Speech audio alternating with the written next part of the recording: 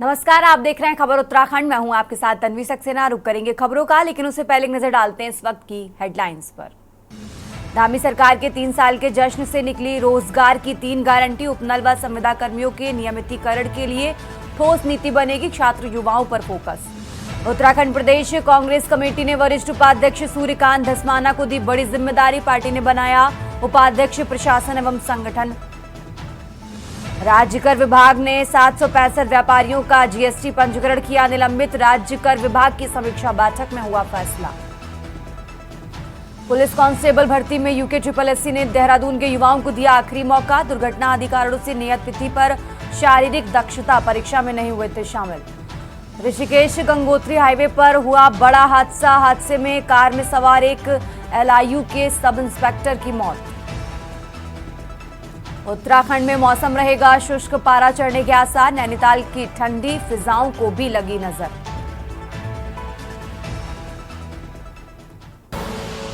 आप देख रहे हैं के न्यूज, खबरों का सारथी।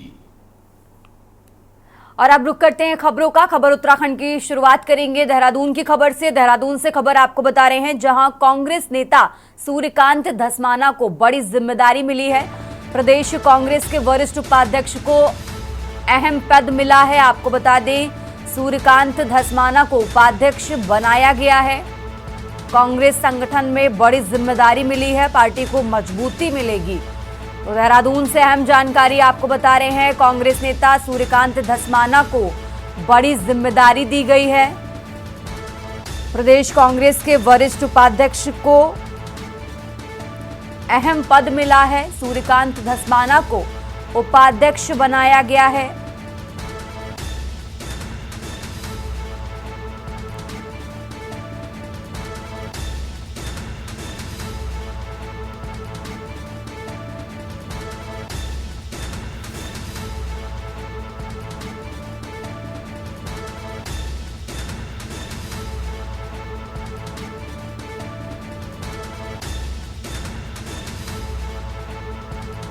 तो देहरादून से अहम जानकारी आपको बता रहे हैं, कांग्रेस संगठन में बड़ी जिम्मेदारी दी गई है, पार्टी को मजबूती मिलेगी।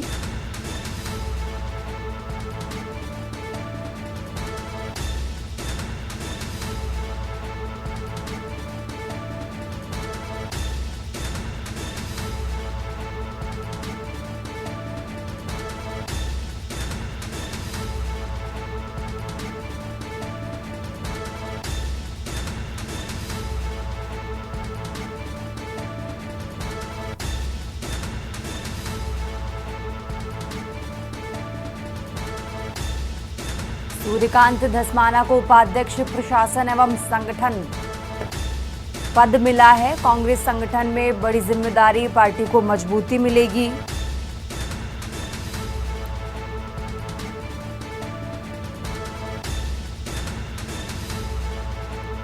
तो देहरादून से अहम जानकारी आपको बता रहे हैं।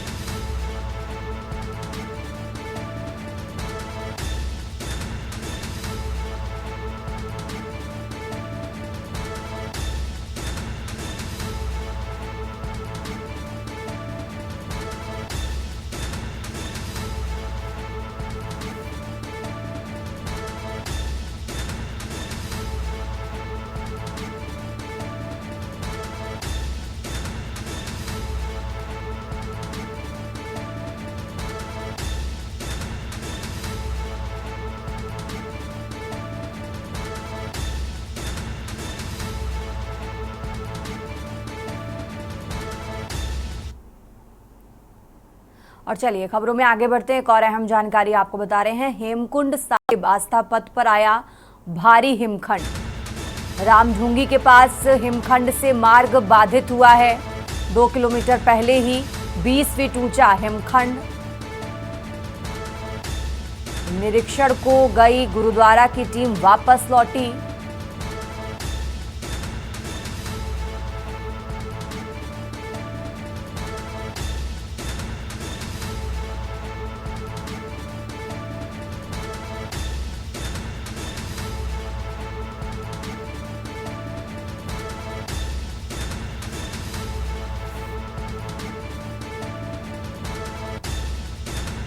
निरीक्षण को गई गुरुद्वारा की टीम वापस लौटी। हेमकुंड साहिब आस्था पथ पर आया भारी हिमखंड।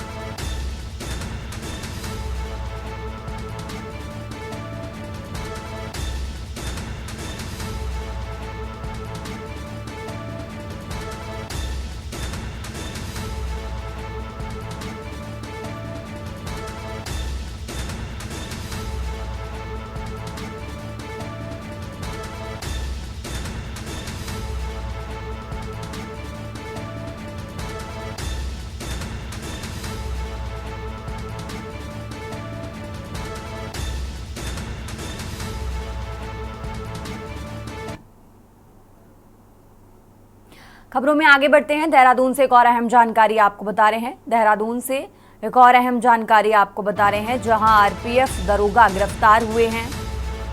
रिश्वत लेने में सीबीआई ने गिरफ्तार किया है। देहरादून से खबर आपको बता रहे हैं। बिचौलिया इलेक्ट्रीशियन भी दबोचा गया। दरोगा ने डंपर मालिक से ली थी 20,000 रुपए की रिश्वत।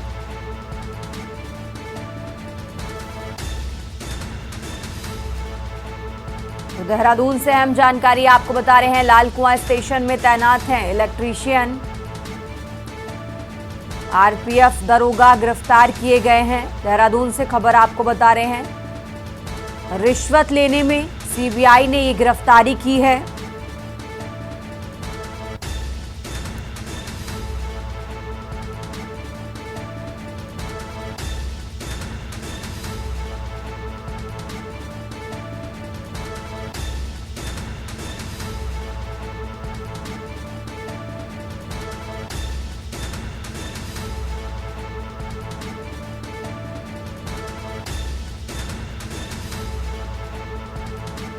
काठगोदाम रेलवे स्टेशन से ये गिरफ्तारी हुई है। देहरादून से खबर आपको बता रहे हैं। लाल कुआं स्टेशन में तैनात है इलेक्ट्रीशियन।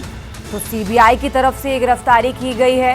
देहरादून से आपको खबर आपको बता रहे हैं, जहां आरपीएफ दरोगा गिरफ्तार हुए हैं। रिश्वत लेने के मामले में सीबीआई ने गिरफ्तारी की है।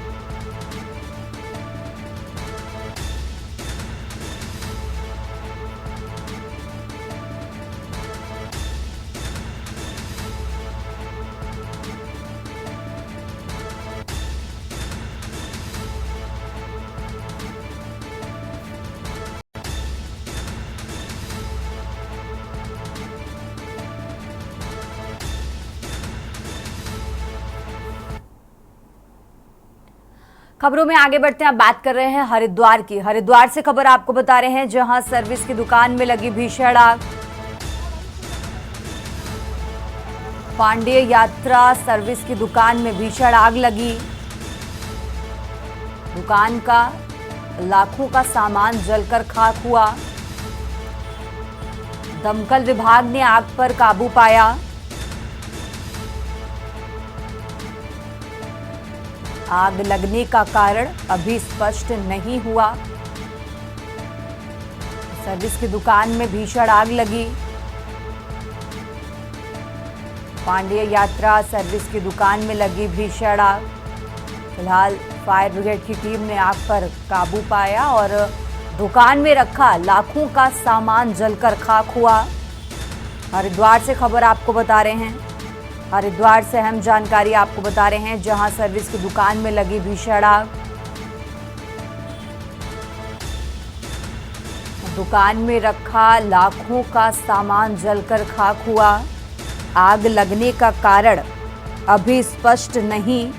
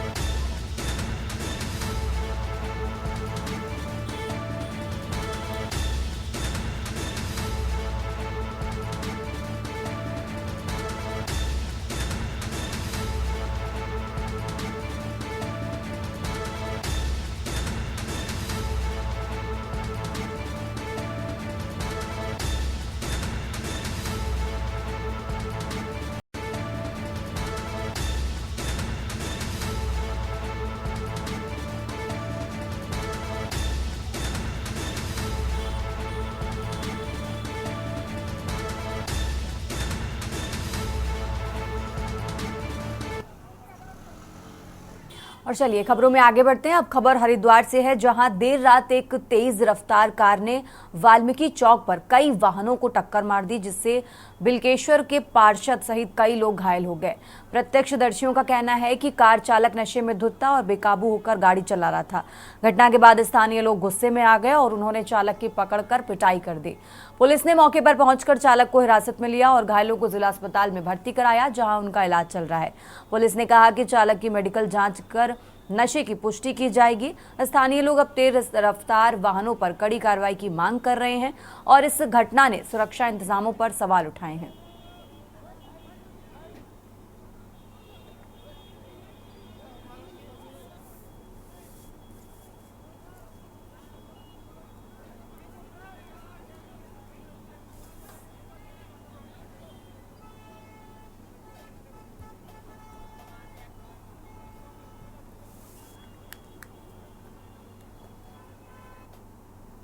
और अब खबर लक्सर से है, जहां जेके टायर कंपनी के कर्मचारी 3 वर्षीय वेतन वृद्धि और अन्य मांगों को लेकर धरने पर बैठे हुए हैं। कंपनी प्रशासन और कर्मचारियों के बीच ये विवाद सुलझने का नाम नहीं ले रहा है। कंपनी ने न्यायालय से आदेश जारी करवाया है, जिसमें धरना स्थल को मुख्य दरवाजे से 200 मीटर दूर रखने का निर्देश दिया गया। लक्सर तहसीलदार प्रताप सिंह चौहान और उप जिलाधिकारी सौरभ असवाल भारी पुलिस फोर्स के साथ धरना स्थल पर पहुंचे और कर्मचारियों को समझाने की कोशिश की। हालांकि कर्मचारियों ने कहा कि जब तक उनकी मांगें पूरी नहीं होती वे धरना जारी रखेंगे। कर्मचारियों ने चेतावनी देते हुए कहा कि यदि प्रशासन उनके साथ जबरदस्ती करता है तो वे आत्मदाह करने की धमकी दे रहे हैं। प्रशासन के समझाने पर कर्मचारी कंपनी के मुख्य दरवाजे के सामने से सड़क की दूसरी ओर बैठने के लिए तैयार हो गए हैं, लेकिन उन्होंने कंपनी को पूरी तरह से बंद करने की घोषणा की है।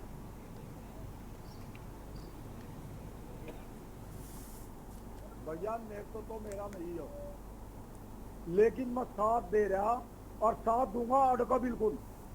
आज तक ना तो पीछे हटा और ना पीछे हटूंगा। ये जो धरना उठा जा रहा 10 मीटर इधर करा जा रहा, ये इस वजह से करा जा रहा हमारे जो अधिकारी है, प्रशासनिक अधिकारी है, उन्होंने पार्टी बनाया इन्होंने हाईकोर्ट में, ये एग्रीमेंट की तरफ देख ही रहे। लेकिन अब का नाखो चने चबा का फैक्ट्री तभी चलेगी जब एग्रीमेंट बढ़ेगा, इन्हें तीनों को वापसी देगा। और एक और बताना चाहता हूँ, एग्रीमेंट भी 10,000 के पार होगा, उससे पहले कभी नहीं होता। जो हमारा ये कैवेंडिश फैक्ट्री है और जो लेबर यूनियन है, इनके बीच में अभी एग्रीमेंट पे वार्ता चल रही है, अभी उसमें सहमति नहीं बनी है। इसी बीच में यहाँ पर जो लेबर यूनियन के लोग थे वो धरने पे बैठे हुए थे, तो इससे कल एक हमारे पास माननीय उच्च न्यायालय नैनीताल का एक ऑर्डर हमारे पास आया है कि जो धरना है वो 200 मीटर के बाहर हो फैक्ट्री के प्रेमाइसेस से। तो आज लेबर यूनियन के लोगों को समझाया है कि जो माननीय उच्च न्यायालय का है वो फैसले का अनुपालन हो, और साथ में जो इनकी मांगे हैं वो उनकी वार्ता जारी रखी जाएगी फैक्ट्री वालों के साथ, और लेबर यूनियन को बिठा के वार्ता की जाएगी। ये एग्रीमेंट पे किसी सहमति पे पहुंचा जाएगा।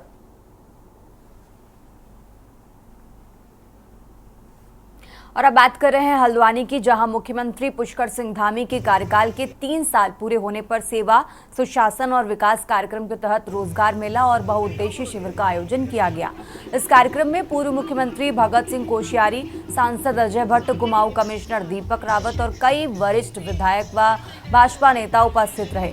कार्यक्रम में विभिन्न विभागों द्वारा सरकार की योजनाओं के स्टॉल लगाए गए, साथ ही कई कंपनियों ने बेरोजगार युवाओं को रोजगार के अवसर भी प्रदान किए। पूर्व मुख्यमंत्री भगत सिंह कोश्यारी और सांसद अजय भट्ट ने धामी सरकार की 3 सालों की उपलब्धियों को जनता के बीच साझा किया। कोश्यारी ने कहा कि प्रधानमंत्री मोदी के आशीर्वाद से उत्तराखंड में अभूतपूर्व विकास हुआ है और मोदी के नेतृत्व में 21वां दशक उत्तराखंड का रहेगा। पुरस्कार इसके साथ ही उत्तराखंड के अंदर पिछले 3 सालों में प्रधानमंत्री मोदी के आशीर्वाद से मैं सोचता हूँ कि जितना काम हुआ है उतना इस छोटे प्रदेश होते हुए किसी दूसरे प्रदेश में नहीं हुआ। किसी और काम में बहुत हो गए, लेकिन प्रगति के क्षेत्र में, विकास के क्षेत्र में, नए नए कानून बनाने के क्षेत्र में मैं उन सबका नाम नहीं लूंगा। एक प्रकार से इन 3 सालों में एक इतिहास बनाया है। हमारी सरकार ने माननीय मुख्यमंत्री जी के नेतृत्व में इतिहास रच दिया है। यूसीसी किसी को उम्मीद नहीं होगी। आज पूरा देश हमसे उसका नमूना मांग रहा है कि आपने कैसे किया है। नकल विरोधी कानून में आज इतने बच्चे हमारे निकल रहे हैं जो मस्त आ रहा है, और जो फिसड्डी थे, जो दूसरे प्रकार के अनुचित, आप सब जानते हैं, मापदंडों पर निकल रहे थे, वो नहीं आ रहे हैं। जो इंटेलिजेंट हैं बच्चे, एक नहीं 3-3 कंपटीशन निकाल रहे हैं। इसी प्रकार से भू कानून, जो उत्तराखंड की दुर्दशा होती नजर आ रही थी, उसको भी हमारी सरकार ने रोक दिया है। खबरों में आगे बढ़ते हैं। काशीपुर तराई पश्चिमी डिवीजन के जुडका वन क्षेत्र में अब अवैध खनन के गढ़ के तौर पर जानी जाने वाली जगह पर हरियाली लौटने लगी है। वन संरक्षक प्रकाश चंद्र आर्य के निर्देश पर वन विभाग ने इस क्षेत्र को फिर से हरा भरा बनाने के लिए बड़ा कदम उठाया है। पूर्व में खनन माफिया क्षेत्र में खुलेआम पर्यावरण को नुकसान पहुंचा रहे थे और वन विभाग की टीम को भी उन पर हमले का सामना करना पड़ा था। 19 मार्च को खनन माफियाओं ने वन विभाग की टीम पर हमला किया था, जिसके खिलाफ मुकदमा दर्ज कराया गया। अब वन विभाग ने 37 हेक्टेयर भूमि पर बड़े पैमाने पर पौधारोपण करने का निर्णय लिया है। टीम ने क्षेत्र का निरीक्षण किया और घेराबंदी की प्रक्रिया शुरू कर दी है।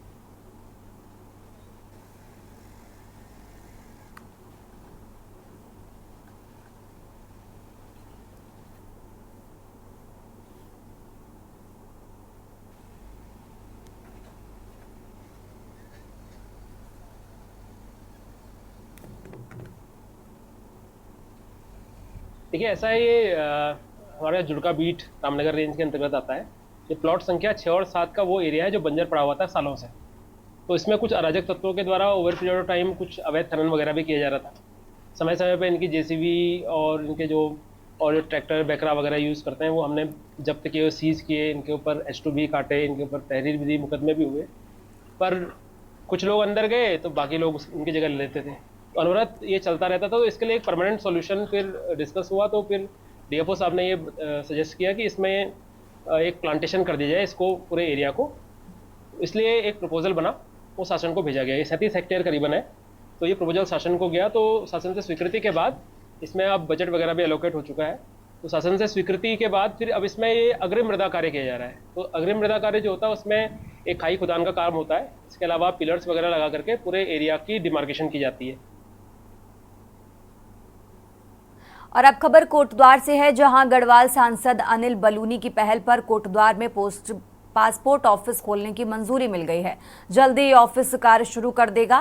भाजपा नेता धर्मवीर सिंह गुसाई ने दिल्ली में मीडिया से बात करते हुए कहा कि अगले माह गढ़वाल सांसद अनिल बलूनी इस पासपोर्ट ऑफिस का उद्घाटन करेंगे। इस पहल से कोटद्वार और आसपास के क्षेत्रों के लोगों को पासपोर्ट संबंधी सुविधाएं आसानी से मिल सकेंगी।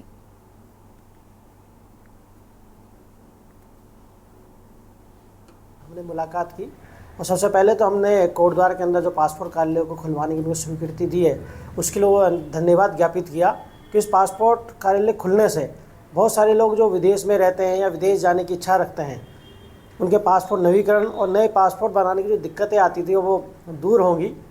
और साथ ही हमने कोटद्वार और गढ़वाल के कई सारे विकास कार्यों को लेकर के उनका ध्यान आकृष्ट कराया।